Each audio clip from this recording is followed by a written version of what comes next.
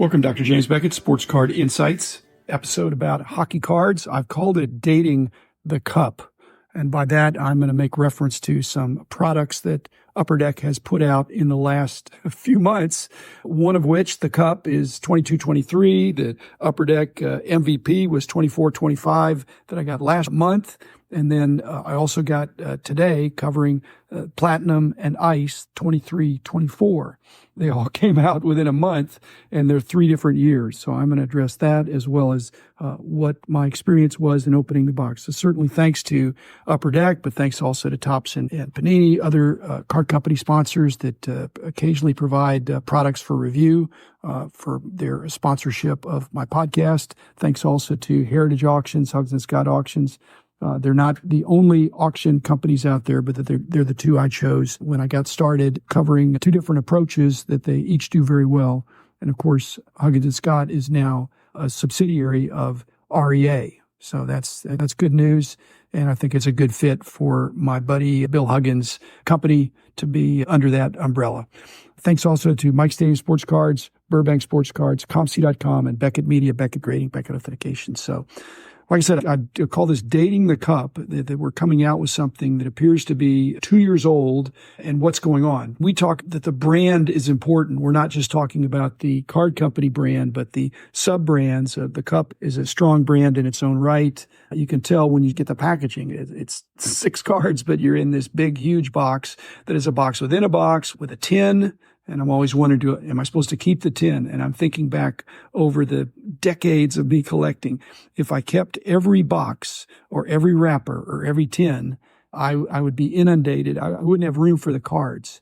On the other hand, I wish I'd kept more wrappers and boxes from the 50s and the 60s. I have some, but I decided not to keep the Cup tin, just like I haven't kept a lot of those things. We'll see if history is good to me, but I don't know if I'm going to live long enough for some of that stuff to get valuable. But when you look at the packaging for the Cup, it's not cryptic as much as there's just not information there. It's not directed at somebody that doesn't know what it is, because there's not enough information on there to even know what's inside. But the serious collectors know, and that's the target market. It's not a casual purchase. It's most likely not going to be in Target or Walmart or any of these other outlets.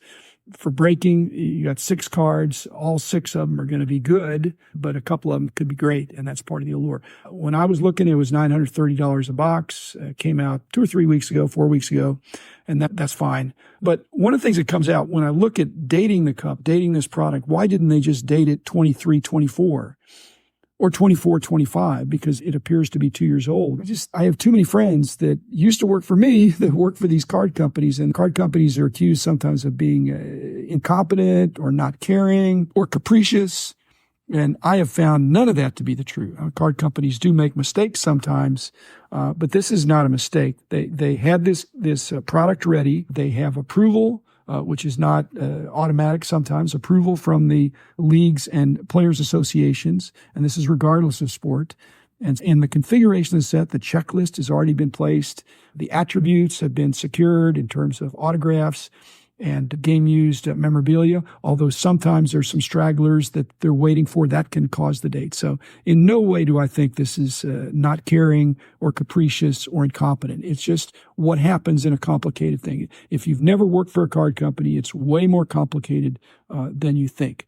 In fact, we used to worry about cards that they could put out some set the next year or the year after. And in fact, they're doing that a little bit. They're extending the year in order to get more Connor Bedard in hockey, but also getting Victor Wembanyama, C.J. Stroud, whatever was the big rookie last year. They're trying to make it a kind of a 15-month of release or something, because they're overlapping with the next years of cards. I don't like that. That would be something back in my price guide days. We would have been very upset about that, but it's the new reality. So it's the opposite of capricious. This is intended. There's a reason.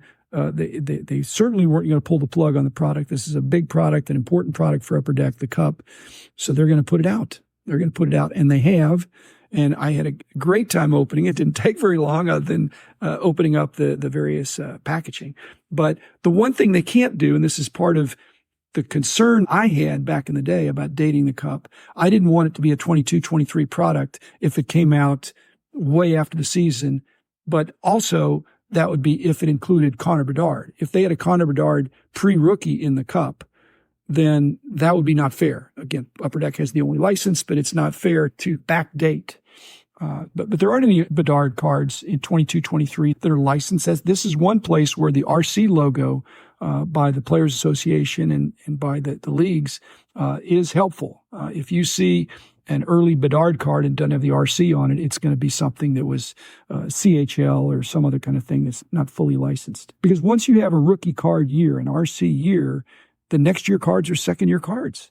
The card companies have realized if we're going to continue to put out rookie cards, we've got to call it nominally in the year of the rookie card. And sometimes, like I said, with Wemby and C.J. Stroud and Connor Bedard, you want to extend that rookie card year. Okay, that's important. Let's see, but 24-25 MVP Upper Deck has already come out. And again, any Bedard you get out of that can't be a rookie card. It's got to be, no matter how nice it is, and no matter what style it is. It was released, and it should have a copyright date of the 24-25 or the stats up through 23-24. So all those things that would signify it's the next year card. So it's possible that they were just waiting on something. The other possibility is they were waiting for kind of a marketing window. If you've followed me closely, you realize I've been critical of the Star Company back almost 40 years ago for releasing what are now important basketball sets, not at the peak of demand, but at the worst possible time, at the very end of the season when people are thinking about other sports. And so Upper Deck, the beginning of the season is the best time to bring out sets for that particular sport. But the prices, as I look at Upper Deck's, the Ice and the Platinum and the MVP and the other things that are as they're rolling out, people think, why are these prices higher or lower? The card companies, again, if in doubt, think they're smart. They are smart. And so they're pricing according to the perceived demand, which is based on the perceived rookie card crop. The problem is everybody follows the herd. And so when the price goes up because the perceived rookie card crop, then you're going to pay double for the same box you might pay the year before or the year after.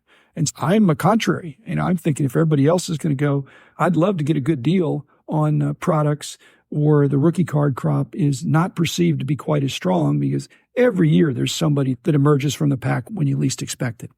The Cup also, on their packaging, they say that the product could contain cards from previous releases. That's interesting. All the companies seem like they've done it, especially, let's just say it's not illegal or they wouldn't do it. But it is confusing. We didn't like it back when we were doing price guides. But it happened in 1934 with my dad. My dad did not get a Lajoie card that was card 106 in the 33 Goudeys. It was released the following year. So it's a kind of a 33-34 card. But as a kid, whatever that is, 90 years later, you look at it and it's indistinguishable from a 33 card even with issues. So those subtleties are lost. Okay, just to give a little equal time for the Ice product that I really enjoyed, that was released more than a month ago. So that's been out. The prices, the card companies are trying to price it, and then the secondary market is going to bump it up or down a little bit. So it's down a little bit from the SRP of what I saw on David Adams. And I don't think that's because I didn't get any Connor Bedards in there. With a 23-24 product, you're hoping to get a Bedard rookie or any other great card, but that's what's driving it somewhat. And I didn't get a single Bedard of any kind. I did get Timo Solani signature swatch. That was interesting because it was not numbered. It's super thick and beautiful, and it's got a swatch and a signature. And I'm wondering, again, I'll probably have some card company people on over the next months or years, but why would that not be numbered? I can't imagine they made 1,000 of those. It's a gorgeous card, obviously a premium card, possibly a card I'm going to put on my wall, but it's not serially numbered. So I don't know how many they made. It seemed like if they made 100 or less, they'd want to put the serial number to show what it is. If they made 1,000 of them, that doesn't even seem reasonable. The other thing is I got a rip card, and I'm probably going to rip it and pull out the mini that's in there. This is the time to get your MRI or your CT scan or whatever. I'm being facetious. I'm not going to do that, but I'm really curious. But I probably will pull the tab and pull out the mini and hope I get something really cool. I guess if the card that's carrying it was gradable and very high value, maybe I'd leave it intact. But I'm going to pull it, and I haven't done that yet. And wish me luck. It probably is luck. Like I said, I'm not in favor of luck. I'm in favor of skill. but there is no skill. I don't know if it's going to be a good card or a bad card. If it's a bad card, then I should have left it alone. If it's a good card, but you just have no way of knowing it. I guess I could go online and see what other people's experience had been. And then the other product was the Platinum. I really enjoyed that. It reminded me of Panini Prism a little bit with the shiny or chrome tops, different chrome products with a lot of color, a lot of parallels. And that was released just 2 or 3 weeks ago, a little bit more expensive than the Ice, but a very enjoyable open. And I'm only going to talk about one card that I got there, and that is that I did get a Connor Bedard. And I got 2 Connor Bedards. I got a regular and a parallel that I think I'm going to get the parallel slabbed and put on my wall because I like putting things on my wall that I either got in a dollar box or I had or my dad had or got in one of these boxes that I opened. It adds the personal touch to it. So a lot of fun. Again, the cup, that's maybe the second box of the cup I've opened over the years. So that was a real treat, a high-end box. I didn't get anything great. I got a Gretzky numbered to 99, but it was just an insert. I've got a Gretzky rookie that's on my wall. It's not going to replace that. That sounds like a brag, but it's not in great condition, but it's there. That's the icon of a card for Wayne Gretzky. I just hope people will give constructive criticism and constructive praise to the card companies. They work hard. They do a great job. They do make mistakes, but they do care.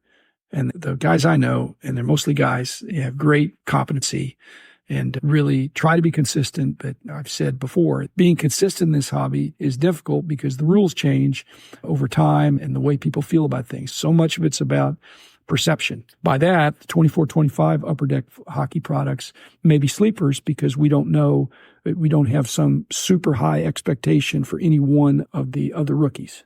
Thanks, everybody. Thanks, Upper Deck. And I will be back again on Monday with another episode. The man in the house of cards.